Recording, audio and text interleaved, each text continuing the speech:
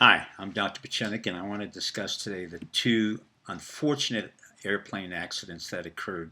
One 5 months ago, where Lion Air, Indonesian Air, and a Boeing 737 MAX 8 crashed after takeoff, and then recently Ethiopian Airline also crashed after takeoff. Both had similar patterns of software malfunction, and it seemed like a thing called the MACS, the multiplier in the software, and the training of pilots was an issue.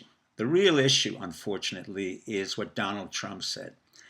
The president said that what you need is an MIT engineer to run one of these computer planes. And that's really what the issue is at hand.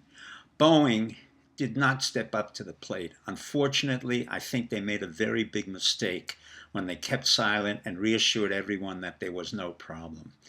There is a serious problem. Boeing is a $200 billion corporation.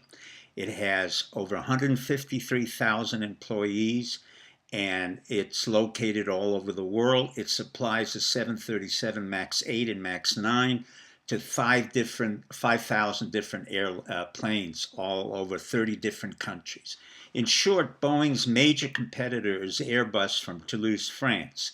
I saw Airbus grow, and I saw the dynamics of the competition between Airbus and Boeing. But let me get back to Boeing.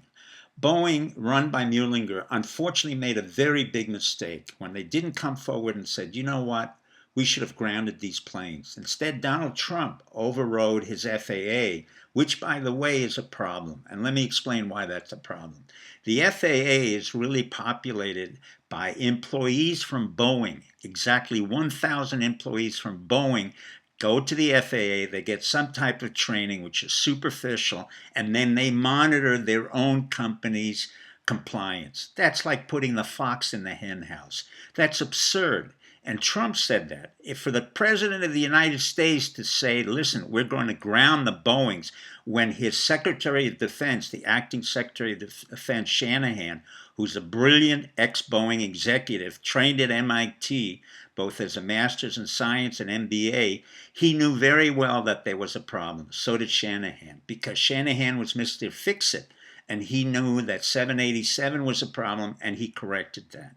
Nevertheless, we have a very good acting Secretary of Defense, and he should be the permanent Secretary of Defense. The point being that Boeing has to come back to a realization that created a major fiscal, financial, and psychological problem. The fiscal problem on the $150 billion, $200 billion company is going to be probably $1 to $10 billion in terms of lawsuits. The greater issue will be, how do you reassure the public that these planes, which are basically run by software, in short, I don't need a pilot. I don't need that handsome man or that attractive woman pilot to say to you, we're going to do fine and we wish you a good trip.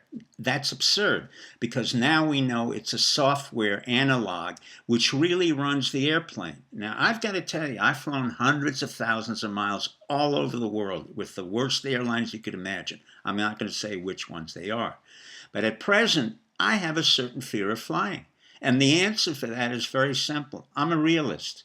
And if I know that the machine work can be faulty or can be complicated, like the software in a new Boeing, and in fact, I can't trust Boeing to reassure me that this plane is going to be able to fly, then I have an initial fear of flying, which is quite normal.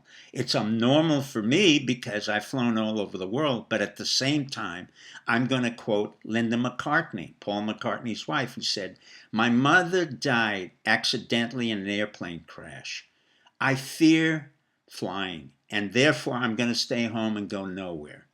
Then Eddie Murphy, the comic, said, if you don't die in an airplane, America's a great country in which you can develop your talent. Good luck and good night.